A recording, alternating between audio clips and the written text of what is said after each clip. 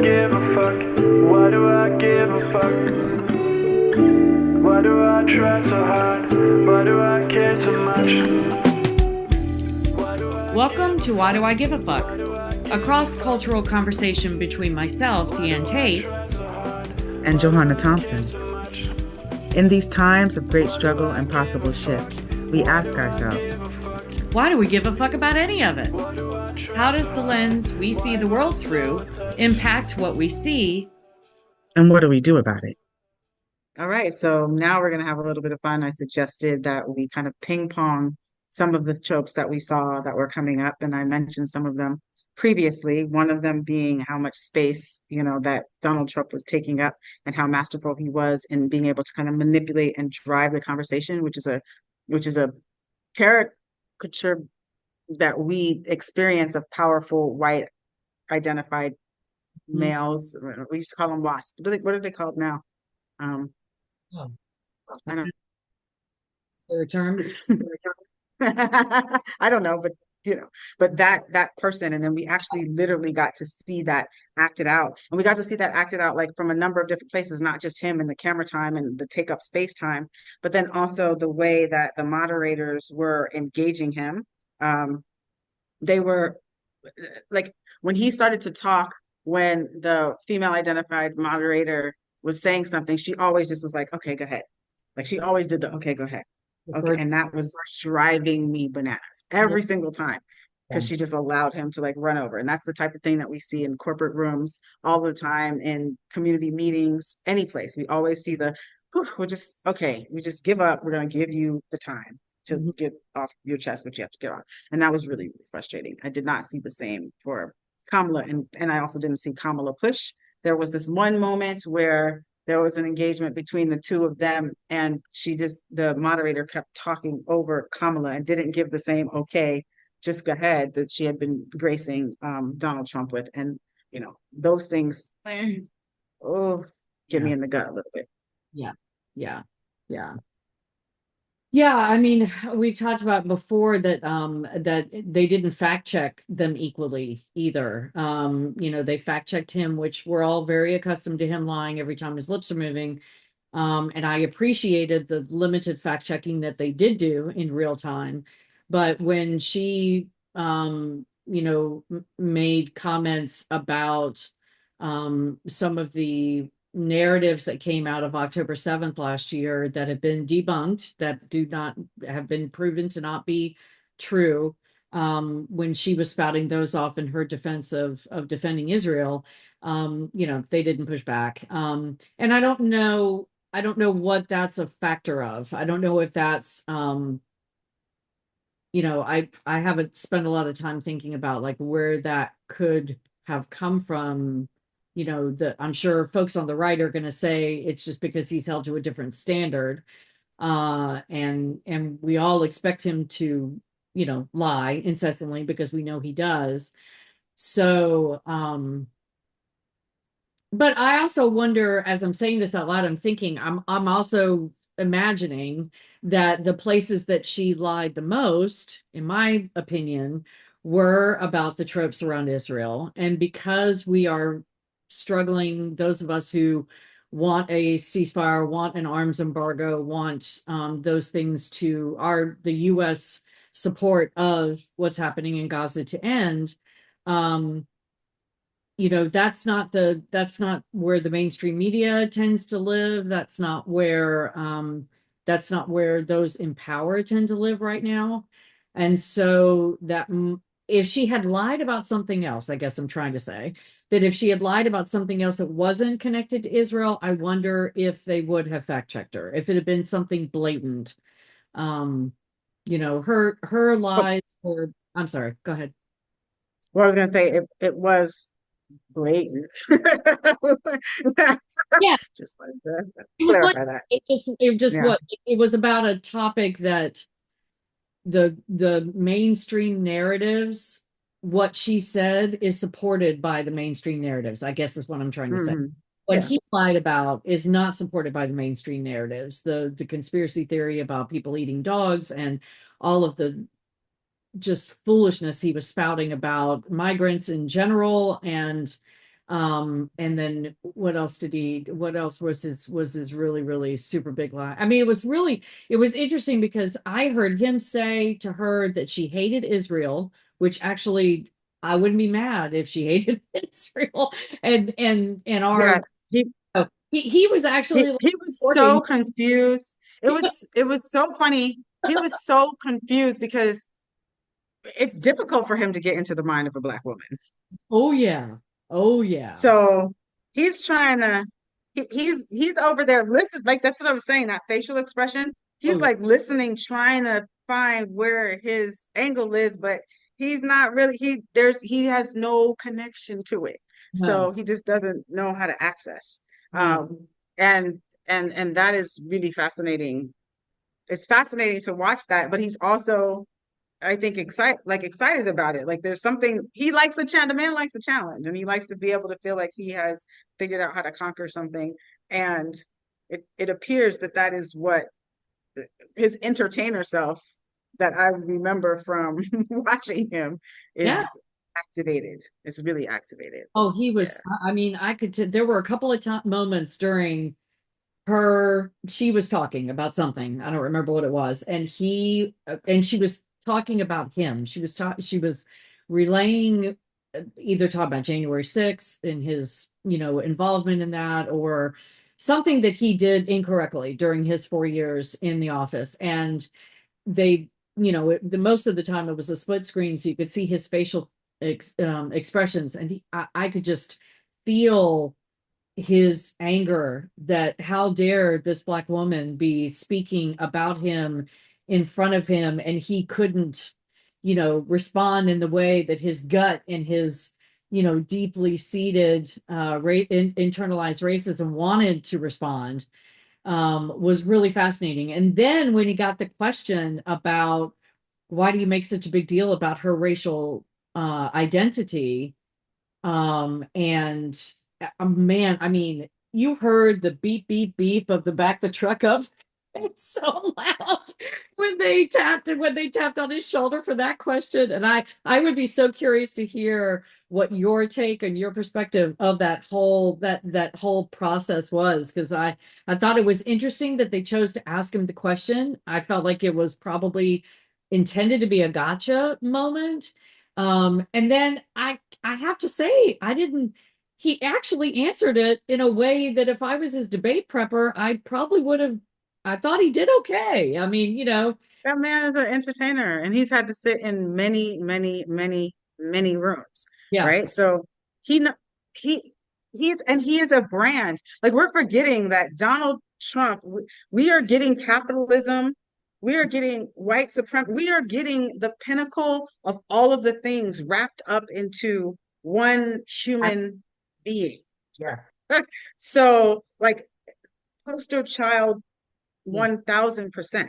So all we have to do is kind of like dissect those pieces of what it is that we're observing and recognize what the actual impact on our life is. So to your point about the way that his body was that you could tell, I couldn't identify that. So you have a knowledge about white men obviously that is a little different than I do, right? So I didn't acknowledge that he would want to kind of uppity negro her, but that's what I'm hearing you saying in that responsiveness. Like he wanted to have you don't have the right opportunity or place, but get back in your place. But he didn't really give that. He just gave us the Mhm.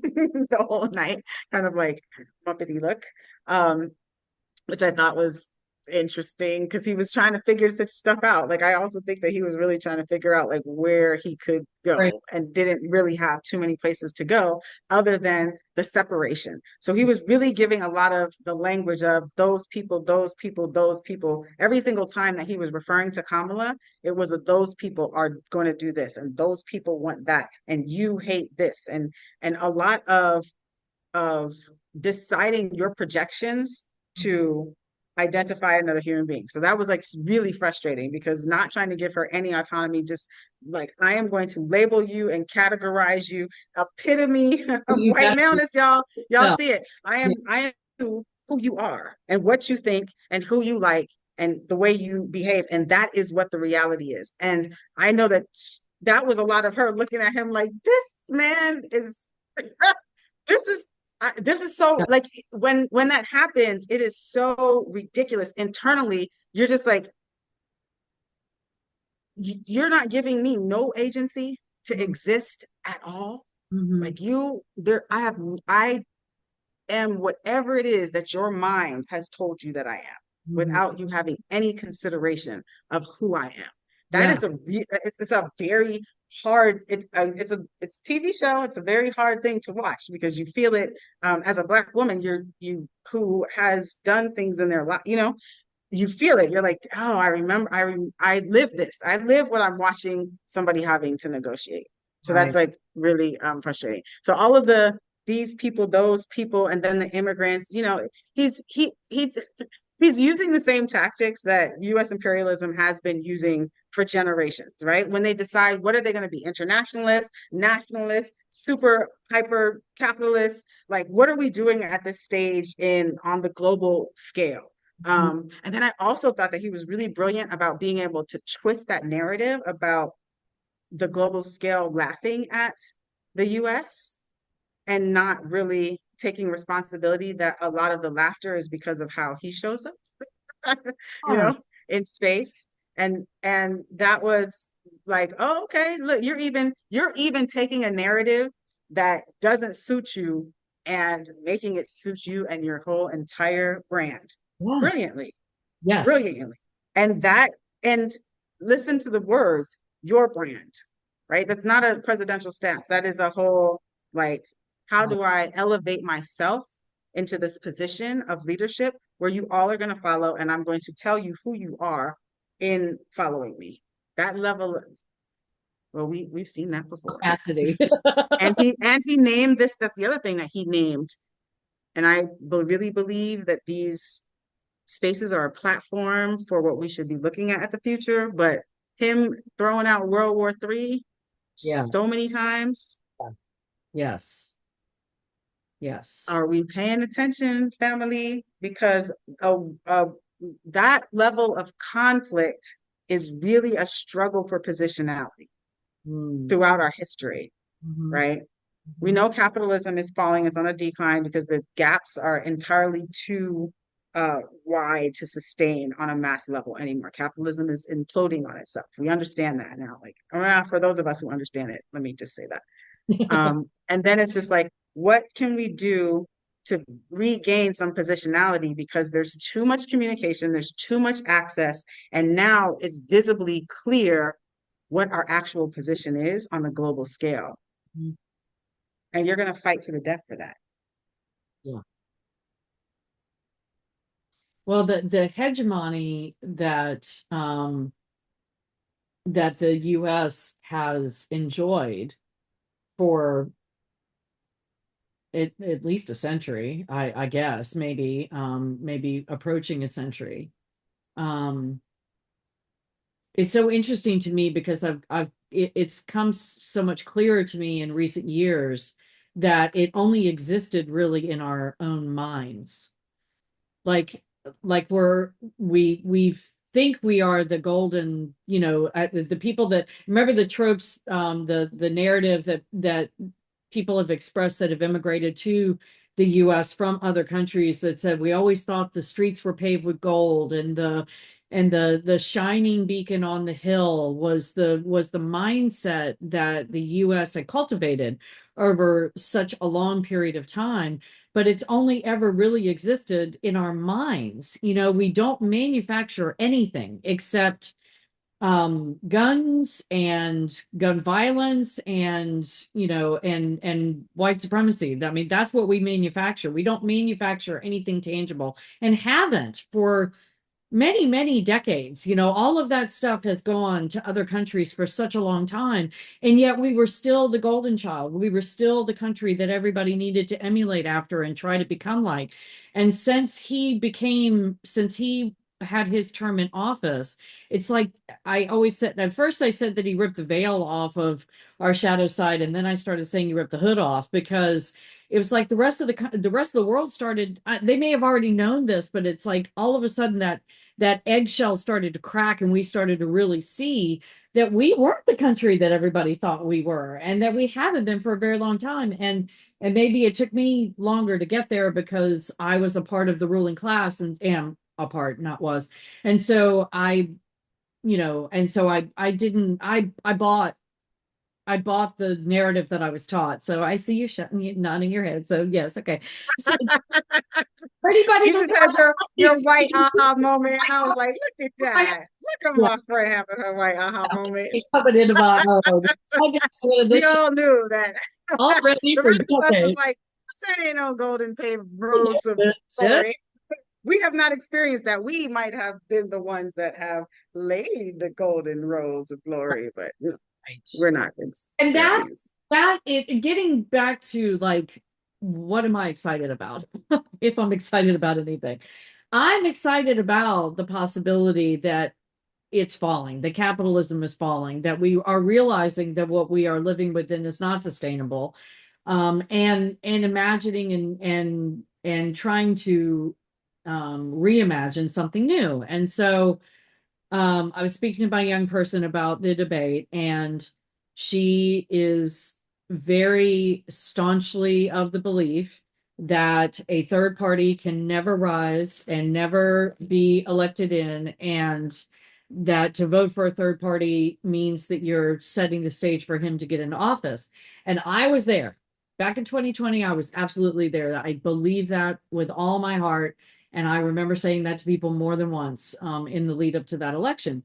And my mind has shifted on that. And largely because of this tectonic shift that this country and that the world is going through right now. And so I was grateful to be able to hear Jill Stein's rebuttal after the debate so that I could, hear her speak directly to the things that they said and the things that they didn't say, and to talk about how, she and her running mate are on, ballots all across the country. There's only 3 states, I think, Indiana, South Dakota, and Oklahoma, that they're not on the ballot for. They're working on it. It's still in court process. But to hear her talk about the intentional campaign that the Democrats, because let's face it, the Green Party, any third party is probably closer to the Democrats at this point than the Republicans. And so the Democrats are the ones that really tend to amp up the intentional campaign to shut these other parties down. And so hearing her talk about the hoops that they've had to jump through because of the Democrats has been really eye-opening for me, because I didn't know a lot of that storyline, and I mean, I kind of understood that it was happening, but I didn't know kind of details and the things that she's had to work to undo. And so I think the thing that I wanted to say out loud was this concept of people want to vote for the winner, not vote for who reflects their values. I've heard this said so many times to people that I've talked to about it, that they want to vote for the winner. I remember asking a person of advanced age back in 2018, maybe, and I asked her if she'd gone to vote, and she was in her 80s, and she said, "No, I didn't go to vote." And I said, "Well, why?" And she said, "Because I didn't want to do it wrong. I didn't want to get it wrong." And I said, "What do you mean you didn't want to get it wrong?" "Well, I didn't want to vote for the person that lost." Mm. And I'm like, that has stuck in my head, and I've been thinking about it ever since, because I feel like that's part of the narrative that we've been taught. First of all, that there are only 2 parties and that there's no deviation from the same. I mean, and I know that they are the ones that hold the most power, but they're not the only ones. Second of all, that we're somehow doing it wrong if we don't get it right. Like if we don't vote for the person that ultimately wins, then somehow we did it wrong. And I don't, that makes sense to me with our society, because we are a society that always wants to be right and always wants to do it right. And, we don't make space or give grace for people learning and growing. And, it's just it's one of those, I feel like it's one of those trainings that we have in our country, in our society, that, you have to do it perfectly or not at all. And so I feel like this is an offshoot of that. But my daughter was just so convinced. She's like, it just can't happen. It just can't happen. And I'm like, that's a narrative that you've been taught. It actually can happen, but we don't let it happen, or we don't push for it to happen, because we don't think outside of the box that we've been given. We've been told that these two parties are the only Yeah. parties they count. I And mean, and yeah, go ahead. I know I'm and bloated. it's what we are conditioned into, Yes, right? The superpower and like the narratives and all of the information that we're actually getting is coming from whom has the money and the power to be giving us information. I get to my phone both Republican and Democratic text messages, introducing me to people, whomever's having the most money. That's how I can tell who has the most money at the moment, yeah, is who's where I'm getting the most text messages. right, right. Um, and uh, because of that, even when we go to the ballot, our brains have already been conditioned into who we've gotten the most information from. Right. So, unless there is the opportunity for us to, or we've made the actual intentional decision to like start filling our knowledge base with something else, something different, then the superpowers are the ones that we're just physiobiologically, we're going to go to we might not even see the other names. Like we might have to actually, when we look at the ballot, like actually search for the other names, because our eyes are automatically going to go to Kamala and Trump, because that's what we've been seeing. And you even say that I said Kamala, not Harris, but Kamala and Trump, because that's what we are being conditioned with. Right. So I also think that there have to be enough people to mobilize and uh, and market to the masses the pathway to something different. And no one is doing that.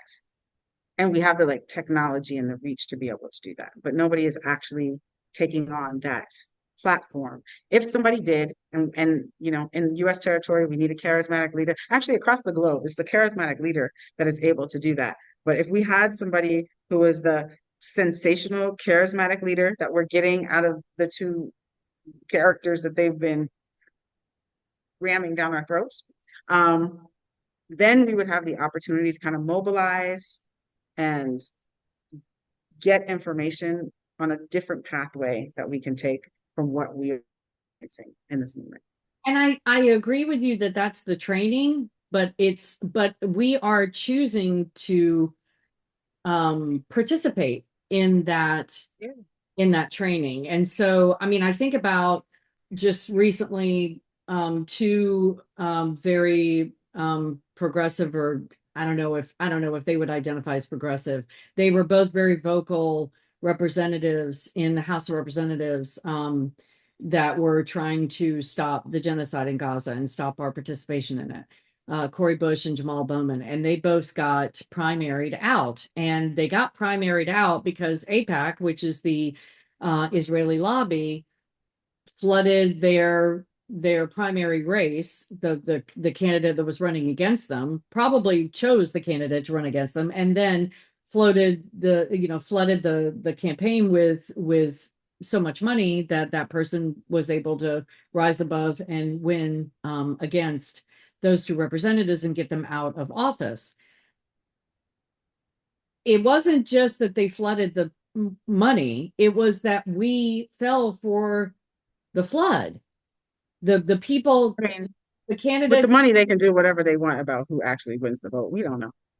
We don't know. Well, that's entirely possible. I'm not speaking to the fact that maybe the whole election was corrupt, and maybe Cori Bush and Jamal Bowman really did win, but then AIPAC overdid it. That might be true. I don't know. I'm not speaking to that. I'm speaking to the electorate within those two primary districts that fell for the money because we want to function through this life with blinders on. We want to just be spoon fed the information. We don't want to go out and find it. And and my young person was coming at me with a narrative that she'd heard about Jill Stein. And I said, where are your receipts? I said, send me your receipts, give me links, I will read them. I said, I've done my deep dive. It's an old trope that she was an anti-vaxxer. And I said, give me the receipts. Don't just blindly say this trope to me because you think it sounds good. I want the receipts. And she couldn't respond because she doesn't have them. And it's like, okay, so go out and do your research. Don't just follow for this. So I feel obligated to say that out loud because I feel like there are maybe the 5 people that are listening to this might, Oh, I there's 350 downloads, y'all. So it's more than 5 people. I don't know what this humbleness is coming from, but for um the 350 downloads that we're gonna get from going forward, but you I guys can all respond to us. people don't just get put into the line at the slaughterhouse and just go through without even thinking about where you're headed. We do have the ability. There is information out there about the third party candidates there. And if neither one of them that you saw in that debate is resonates with your values, then there's something else. There is something else out there. So I don't know. I know that it's probably sounds Pollyanna, and I get that there are going to be a lot of people that are going to hear me say that and say that's just your privilege talking. And absolutely, I know that weighs in. Um, I just always want to speak into people empowering themselves and changing the way they take in information so that they can make an informed decision instead of just keep eating the same thing over and over again and wondering why it continues to make your stomach hurt. I mean, Mhm. we have to do it differently. I mean, we don't have I mean, to. the centralization of our political elections throughout history. I mean, it's just now we have more access and discourse and a larger intersection of humans that actually can participate in the democratic process. So it but the process has always been a very sensationalist, a very like branded process from the history of its evolution. It's propaganda, right? It really is propaganda. So that's the way we're accultured on U.S. territory is like during these times we get this big propaganda, we get to hear there used to be town criers that would come out and say what was going on, having information passed through villages and cottages and things like that, with the sensational this is what it's going to be, and all of that happening while there is systematic institutionalization that is coming in that doesn't matter anyway. Mm. Right? So what we really need to be focused on is how do we have impact on this systematized institutionalization that keeps us in, because whomever is in the office, be it whomever, Jill Stein, we will say her name more, giving opportunity for people to go look them up. Kamala, Trump, no matter who is in that office, the systems and processes, institutionalization is moving forward. It's going, it's moving, and we are in those places. We are getting the jobs there. We are working there, and what we have seen from U.S. population and even like the younger demographic I'm speaking to is like recognizing the power of their position when there is a decision made to pull out and shift something, and that's done, and it's done quickly because they have a wonderful communication stream, which is speaking back to what I was talking about. If we had a charismatic leader who came up and said, this is the pathway for us to do something completely different than what we've been given institutionally, we would do it because we are impacted by the sensationalization. We are impacted by the narratives. We just kind of need to be ported. And it's not that hard to do. I mean, we talking, so maybe we shouldn't be talking and be in action. I definitely don't like to just be talking without being in action. So I know when to sit back because I don't have the capacity right now. And that's a lesson. I just caught myself. And what's the point of just talking if you ain't gonna act? So Yeah, I mean, I think all of these points are I'm glad that we're having this conversation, because I think all of these points are super important for people to think about, and to know that until the votes are cast and we get past the election, now is the time for us to put our money where our mouth is, and to get out there and to do our research, do our Googles. The information is out there. The people are out there that want to do this differently. And if watching that debate does anything other than raise your blood pressure, it might be that to determine that I don't want to just hold my nose and pull a lever. I want to see something different than what was there. I don't know. We'll see. Yeah. I appreciate you. I appreciate the conversation. Yes, definitely. This is fun. I give a fuck. Thanks for joining us. Until next time, as you move throughout your day, continue to ask yourself, Why do I give a Why Do I Give a Fuck is produced in collaboration with Johanna and Diane. Music by Norwegian musician Water. See you next time.